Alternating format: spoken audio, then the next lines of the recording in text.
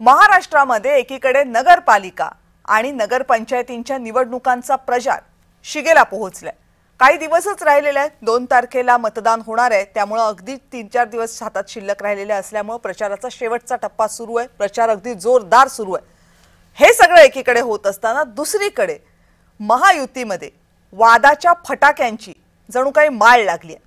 महायुतीतल्या 3ही पक्षांच्या नेत्यांमध्ये रोज कोणत्या ना कोणत्या कारणावरून वाद होत आहेत।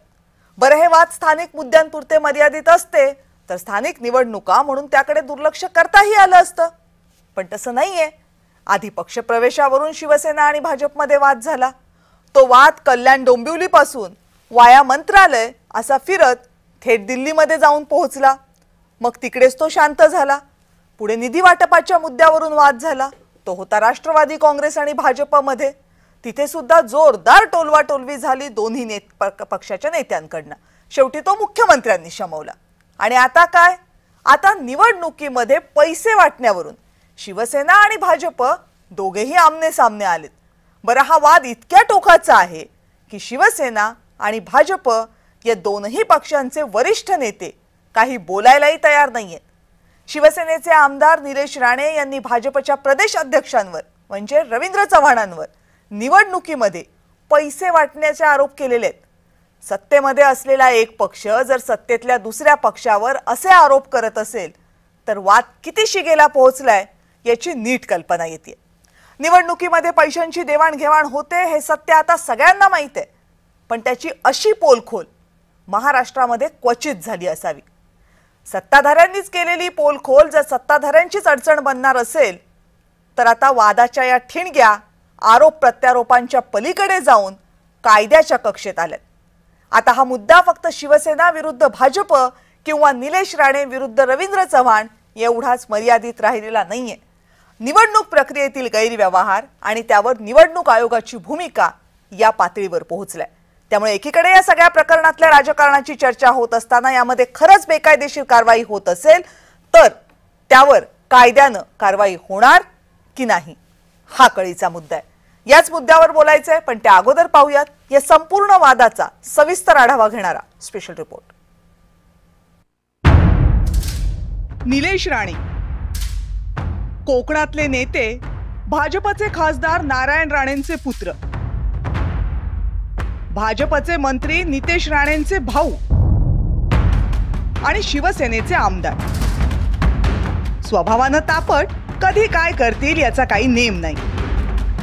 त्यांच्या या स्वभावाचा प्रत्यय बुधवारी महायुतीलाच आला। शिवसेनेचे आमदार निलेश राणे यांनी एक स्टिंग ऑपरेशन केलं। तेही कुठे तर महायुतीमध्ये त्यांच्या सोबत असलेल्या भाजपचे नेते विजय केनवडेकर यांच्या घरामध्ये।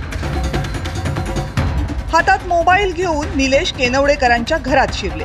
तिथं ठेवलेली पैशांची बॅग अवघ्या महाराष्ट्राला दाखवली, तीही लाईव्ह। या बॅगेतले 20 ते 25 लाख रुपये मालवण नगर परिषद निवडणुकी अगोदर मतदारांना वाटण्यासाठी आणले आणि भाजपचे प्रदेशाध्यक्ष रवींद्र चव्हाण यांनीच हे पैसे केनवडेकरांना दिलेत असे थेट आरोप निलेश राणेंनी केले। 20-25 लाख असलेली एक बॅग मिळाली पैशाची। त्याच्यामध्ये साधारण मला वाटतं बघून 20 ते 25 लाख रुपये असावे। हे विजय केनवडेकर यांच्या घरी हे पैसे काय करतायत हा माझा सवाल होता त्यांना। त्याचं काही ते उत्तर देऊ शकले नाही। ते म्हणतात मी बिल्डर आहे, कोणी पैसे दिले असतील, सेलचे पैसे जाते, आता त्यांना सगळं यंत्रणेला सांगावं लागेल। निलेश राणे यांचे हे आरोप भाजपनं फेटाळून लावले। पण ज्यांच्या घरात पैसे आहे त्यांनी पैसे का आणले, कुठनं आणले, कुठल्या व्यवहारातनं आणले हे सर्व त्या ठिकाणी मला वाटतं पोलीस तपासतील। आणि त्यामुळं आज एकदम असं म्हणणं योग्य नाही की भाजपच्या कार्यकर्त्या घरात पैसे सापडले। ते पैसे आहे ठीक आहे, पण मला हे वाटतं की एखाद्याच्या घरात जाऊन अशा पद्धतीचं स्टिंग ऑपरेशन करणे, कुणाच्या बेडरूममध्ये जाऊन स्टिंग ऑपरेशन करणे हे सुद्धा त्या ठिकाणी तो त्यांचा काय केलं मला माहिती नाही, पण कुणाच्या घरात जाण्याचा अधिकार आहे का, कुणाच्या त्या ठिकाणी बेडरूममध्ये जाण्याचा अधिकार आहे का हे जरा बघावं लागेल। निलेश राणेंच्या याच स्टिंग ऑपरेशन नंतर भाजपचे आमदार नितेश राणे यांनी केनवडेकर कुटुंबियांची भेट घेतली, पण त्यानंतर प्रतिक्रिया मात्र अगदी सावधच दिली। पूर्ण तक्रार कोणाकडे गेली आहे, राज्य निवडणूक आयोगाकडे गेले, पोलीस चौकशी करतायत. म्हणून त्या याच्यामध्ये आम्ही कोणी हस्तक्षेप करणं हे मुळात चुकीचं आहे. पण मला एवढंच माहिती आहे की विजय केनवलेकरजींचा इकडून अशा पद्धती कुठली कृत्य होत नाही, एक. आणि दुसरं मी तुम्हाला मूळ सांगतो, भारतीय जनता पक्षाला अशा पद्धतीच्या निवडणुका लढवण्याची काही गरज नाही. निलेश राणेंचं हे स्टिंग ऑपरेशन म्हणजे महायुतीमध्ये जाहीर संघर्ष सुरू असल्याचं निदर्शकच आहे. त्यामुळे या मुद्द्यावरून सत्ताधाऱ्यांना टोले हाणण्याची संधी विरोधकांनी काही सोडली नाही. आता नितेश राणे मालवण मध्ये गेले. खरं तर त्यांनी त्यांच्या दुसऱ्या भारतीय जनता पार्टीचे नेते निलेश राणे यांनाच याचा जबाब विचारायला पाहिजे होता. घरातच दोन्ही पक्ष आहेत त्यांचे, आणि आता एकमेकाची बदनामी करायला दोघे राणे बंधू निघालेले आहेत. निलेश यांच्या याच आरोपांमुळे आता नवं राजकीय वादळ येते की काय अशा चर्चा सुरू असतानाच भर पडली ती रवींद्र चव्हाणांच्या प्रतिक्रियेची. 2 तारखेपर्यंत मला युती टिकवायची आहे, मी नंतर उत्तर देईन. खरं आहे का? पण निलेश राणे म्हणतात ते खरं आहे का? खोटं आहे. खोटं आहे का? यावरही निलेश राणेंनी प्रतिक्रिया दिली. हे सगळं निलेश राणेला पाडावं, निलेश राणेचे सीट पाडावेत, ह्याच्यासाठी चालू आहे ना. आम्ही महायुती करायला तयारच होतो, तेव्हा गेली नाही. आज चव्हाण साहेबांना महायुती हे शब्द त्यांच्या तोंडातून ऐकून खरं तर बरं वाटलं. त्यांना अजूनही महायुती हे शब्द आठवतात, हे खरोखर बघून बरं वाटलं. मला तेवढीच आठवण करून द्यायची होती की साहेब, महायुती अजून आहे, ती टिकली पाहिजे, आपणही सहकार्य करा, मी करेन. म्हणजे निलेश राणेंचा सगळा राग कुणावर आहे? रवींद्र चव्हाणांवरच. कारण 2.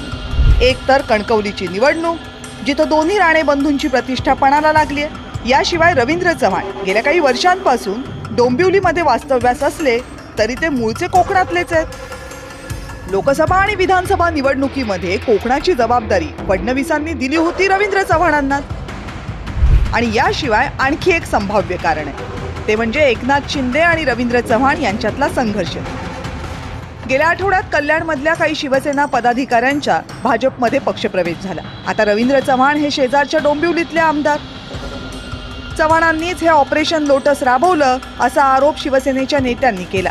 खुद्द एकनाथ शिंदे आणि त्यांचे पुत्र डॉक्टर श्रीकांत शिंदे यांची ठाण्यातली सगळी ताकद कमी करण्याच्या हेतूनच चव्हाणांची पावलं पडतायत असं राजकीय जाणकार सांगतायत.